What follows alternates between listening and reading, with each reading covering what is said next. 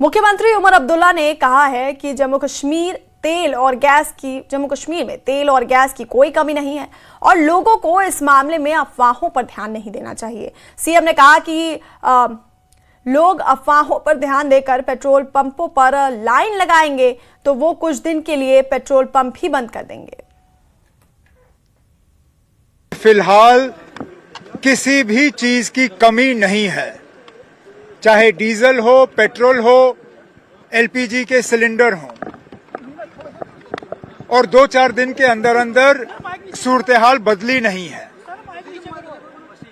मरकज की हुकूमत ने भी वक्तन फवक्तन हालात का जायजा लिया है और कहीं पे भी राशनिंग या इस्तेमाल की कमी की हिदायत नहीं दी गई है।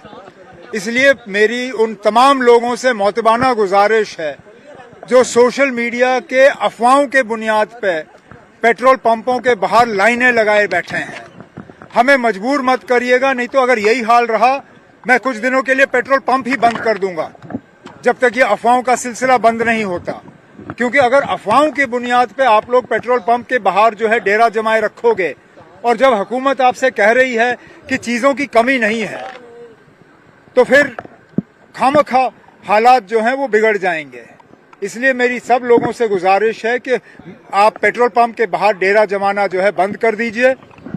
फिलहाल किसी चीज की कमी नहीं है।